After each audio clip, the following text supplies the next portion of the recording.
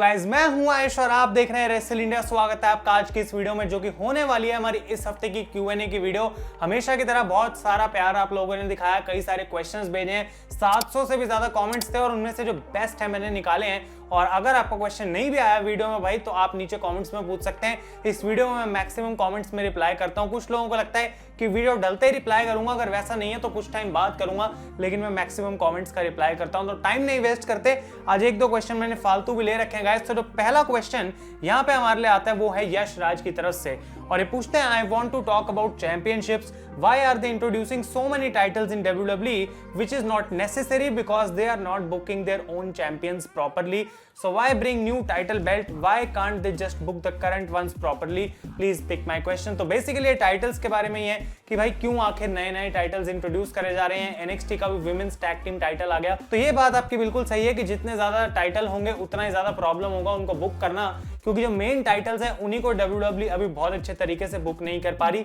और इसके पीछे WWE की थिंकिंग ये है कि हमारा रोस्टर इतना बड़ा है कि बहुत सारे ऐसे सुपरस्टार्स रहते हैं जो बिना किसी बात के आपस में लड़ते रहते हैं। तो अगर हम और नए नए टाइटल्स इंट्रोड्यूस करते रहेंगे तो हर एक सुपरस्टार को मौका मिल सकता है to fight for the title. और मैं ये कहना चाहता हूँ कि जबकि उनकी ये थिंकिंग कहीं ना कहीं सही है, लेकिन बुकिंग इस थिंकिंग से मैच नहीं कर पाती, क्योंकि जब इतना कुछ हो जाता है, इतने सारे टाइटल्स बुक करने के लिए आ जाते हैं, तो इतना टाइम नहीं होता कि हर एक चीज को उतनी ज्यादा प्रायोरिटी दी जाए। मेन टाइटल्स जो है उन्हीं पे फोकस कर लिया जाए तो बहुत बड़ी बात है। अगले क्वेश्चन की हम बात करते हैं गाइस, तो आता है अभय सिंह की तरफ से, पूछते हैं bro why WWE has given different names to same matches like Extreme Rules, No Holds Barred, Street Fight। तो भाई ये भी एक काइंड ऑफ हम कह सकते हैं कि बिजनेस ट्रिक है, मार्केटिंग ट्रिक है कि अगर हर बार WWE बोलेगी एक नो DQ मैच है वो थोड़ा बोरिंग हो जाएगा। अगर रेसलमेनिया में कोई नो DQ मैच करना है तो बोल दो ये नो होल्ड्स बार्ड मैच है। तो काइंड ऑफ इसके बारे में कोई डिफरेंस है नहीं, जबकि जब उन्होंने स्टिपुलेशन बनाई होगी उस समय वो सोच रहे होंगे कि हाँ इसमें थोड़ा डिफरेंट होगा, लेकिन एट द एंड सारे सेम मैच हो जाते हैं। स्ट्रीट फाइट में तो मैं हमेशा ये सोचता हूँ कि भाई स्ट्रीट आखिर कहाँ है, क्योंकि स्ट्रीट ही जब तक नहीं है तो आखिर वो किस बात की स्ट्रीट फाइट। और हमें वही रिंग साइड कुछ लड़ने को देखने को मिलती है, दो तीन चीजें, और बस स्ट्रीट फाइट खत्म हो जाती है। तब भी उन्होंने थोड़ा एक्स्ट्रा चीज करी थी, जैसे रोमन रेंज और केविन ओवेंस के मैच की मैं बात करूं जो रिसेंटली हुआ, वो एक अच्छा मैच था, वो एक अच्छा एग्जांपल था।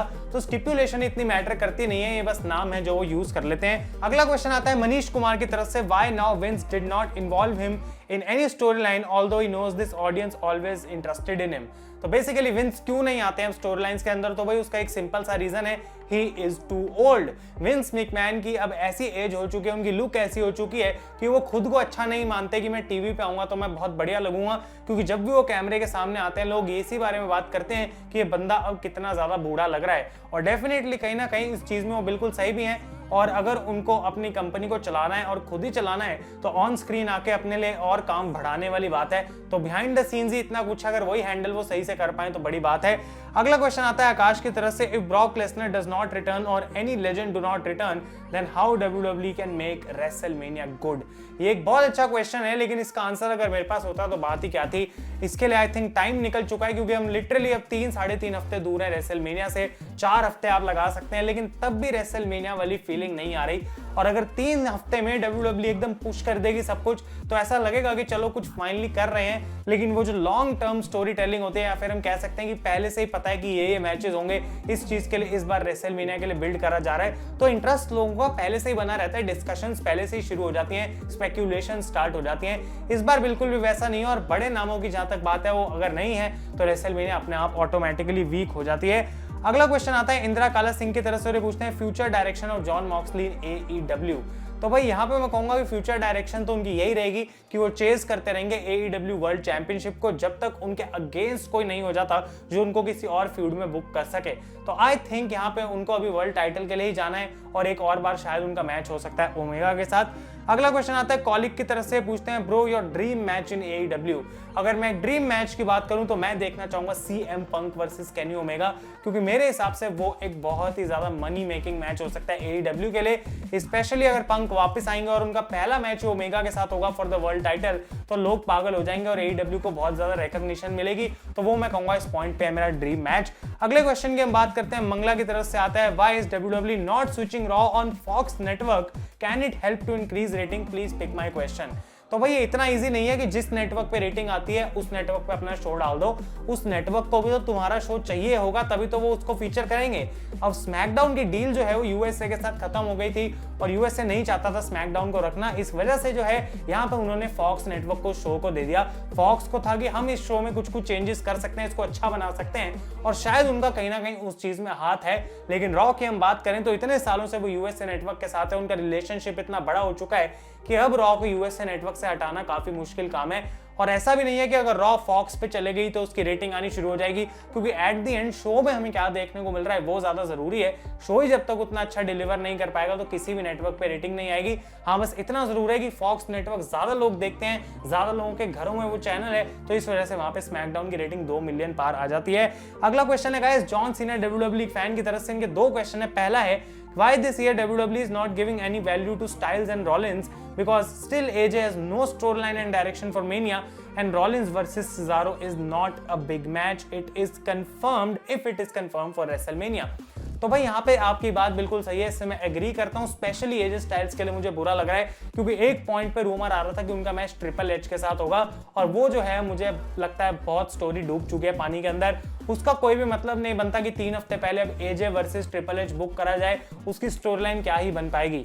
और एजे के लिए मुझे लगता है अब वो इन्वॉल्व रहेंगे ऐसे आंड्रे द जायंट इस टाइप के किसी मैच में, जो कि एक बहुत गलत बात है। और मैं देखना चाहूंगा एजे स्टाइल्स को भाई कि वो WWE टाइटल के लिए लड़े, या एटलीस्ट किसी मीनिंगफुल फ्यूड के अंदर तो हो। अब WWE क्यों नहीं बुक कर रही इन सबको अच्छे से, उसका जवाब तो मेरे पास नहीं है, क्योंकि मैं उनके लिए काम नहीं करता। लेकिन मैं इतना जरूर देख सकता हूँ कि उन्होंने पहले से कुछ भी नहीं सोच के रखा हुआ, इसी वजह से अभी प्रॉब्लम आ रही है।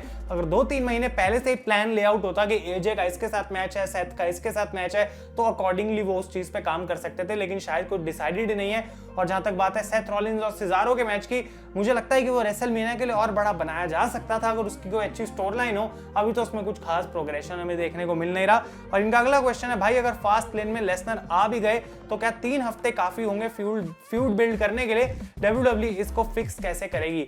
तो भाई देखो, मैं ये बात पहले से ही बोल रहा हूँ कि ब्रॉक लेसनर को लाना है। मैं तो एलिमिनेशन चेंबर, रॉयल रंबल, उसके बाद वाली मंडे नाइट रॉ इतनी बार बोल चुका हूँ कि ले आओ भाई लेसनर को अगर वापस लाना है। लेकिन अब मुझे लग नहीं रहा कि लेसनर आने वाले हैं।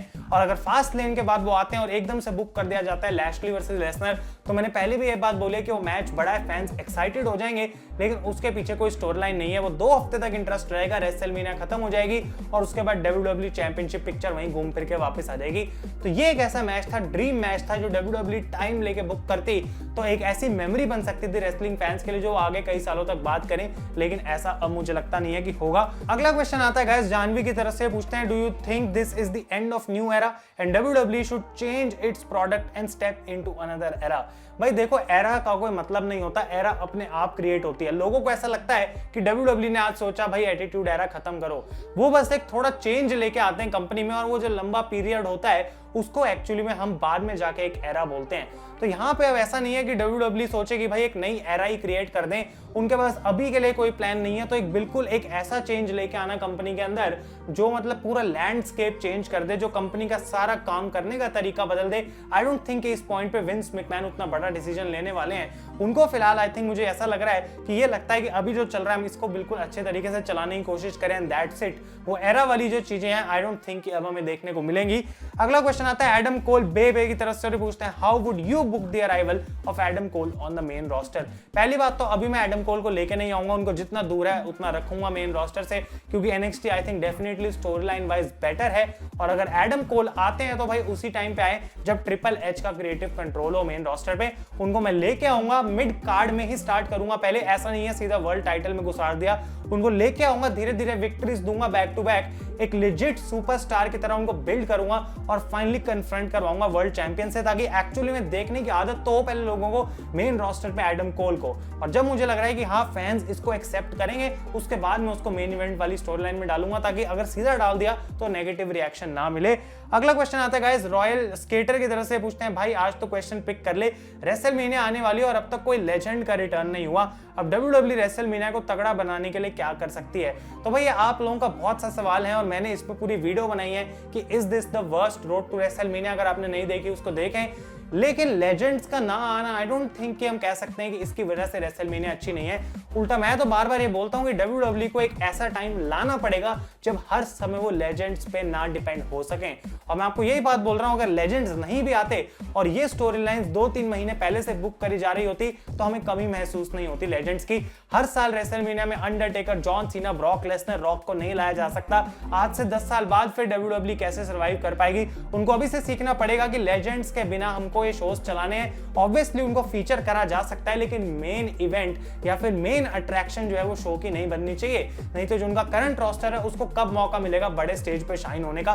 तो मुझे इसमें इतनी प्रॉब्लम नहीं है। मुझे ज्यादा प्रॉब्लम इस चीज से कि जो उनकी करंट स्टोरी लाइंस चल रही है रेसलमेनिया के लिए उस पे वो ज्यादा फोकस नहीं कर रहे, उसको ज्यादा बड़ा फील नहीं करवा रहे, इसकी वजह से शो वीक लग रहा है। अगला क्वेश्चन आता है ट्रिपल एच की तरफ से। Bro, many people say that WWE should improve their tag team division, but tell me exactly what should WWE really do with this division. ये कहते हैं love your video and I respect you for busting your ass for us. तो thank you भाई। और यहाँ पे मैं कहूंगा कि टैग टीम डिवीजन को पहले तो टैग टीम डिवीजन की तरह मानना जरूरी है कि सिर्फ इसके अंदर टैग टीम ही रहेंगी।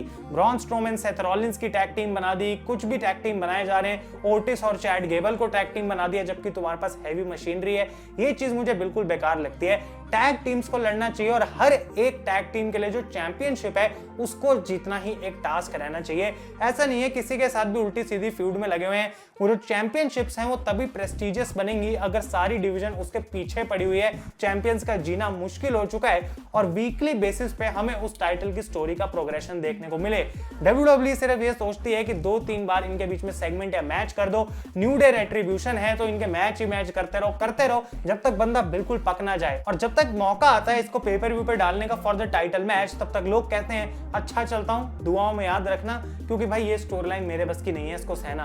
तो एक चीज को बार बार रिपीट करना टैग टीम डिवीजन में WWE की एक बहुत बड़ी गलती है जो कि उनको सही करना पड़ेगा। अगला क्वेश्चन आता है द मनोहर की तरफ से। Can MJF's new faction dominate AEW like undisputed era in NXT? Definitely कर सकती है और मैं उसके लिए बहुत ज्यादा इंटरेस्टेड हूं देखने के लिए कि वो क्या करेंगे। MJF की न्यू फैक्शन का नेम क्या होना चाहिए? अब 2 नाम गाइस मेरे दिमाग में आ रहे थे। पहला जिनमें से है द हॉर्समैन। अब बहुत सारे लोग कह रहे हैं कि 4 हॉर्समैन वाली वाइब आ रही है यहाँ पे, तो शायद उस वजह से।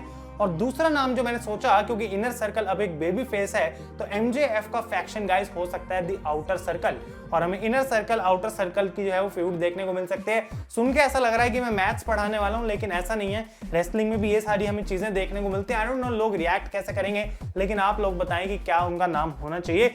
रेवोल्यूशन के बाद AEW की स्टोरी लाइन और शो का लैंडस्केप चेंज हो गया है? Question mark. ऑब्वियसली हो गया है, क्योंकि अब उन्होंने एक रीसेट स्विच दबा दिया है और कई सारी नई डायरेक्शंस हमें देखने को मिलेंगी। तो जो अगला पेपर व्यू है डबल और नथिंग, उसमें हमें नई और फ्रेश फ्यूड्स देखने को मिलेंगी। सारा रीमैच वाला जो कॉन्सेप्ट है वो यहाँ पे नहीं होगा। अगला क्वेश्चन आता है क्या Kenny Omega versus Christian Cage का मैच डबल और नथिंग में हो सकता है? डेफिनेटली हो सकता है। उसका टीजर हमें मिला, लेकिन मुझे नहीं लगता पर्सनली कि अभी क्रिश्चियन केज को मौका मिलेगा। और फाइनल इनका क्वेश्चन है लैंस आर्चर वर्सेस स्टिंग का मैच होगा? उसका भी सेम है कि टीजर हमें देखने को मिला, डेफिनेटली उसकी पॉसिबिलिटी है और ये एक ऐसा मैच है जो कि मैं देखना भी चाहूंगा। अगला क्वेश्चन आता है द फनी रियलिटी की तरफ से। Is the Duo of Vince McMahon and Bruce Pritchard destroying the modern day WWE by applying their 90s creative ideas to the young talent? Excellent question. और आई डोंट नो ये कितने लोगों को समझ आएगा। उनको लगता है कि Vince McMahon is a genius, इतने सालों से WWE को विंस मैकमैन ही आके लेके आए हैं, तो अब भी वो काम विंस ही कर सकते हैं। और इस बात में मैं बिल्कुल डिसएग्री नहीं करूंगा, लेकिन विंस मैकमैन के जो लॉजिक्स हैं वो शायद मॉडर्न डे के लिए बिल्कुल सूट नहीं करते और वो काइंड ऑफ अपने लॉजिक से आगे नहीं बढ़ना चाहते या फिर एडजस्ट नहीं करना चाहते, जिसके लिए मैं उनको भी ब्लेम नहीं करूंगा, क्योंकि यूजुअली ऐसा होता है। लेकिन गाइज यहाँ पे अगर हम मॉडर्न टाइम्स के साथ, मॉडर्न फैंस के साथ एडजस्ट नहीं कर पाएंगे तो विंस मैकमैन को भी इस चीज में दिक्कत हो रही है। ये बात हम क्लियरली देख रहे हैं।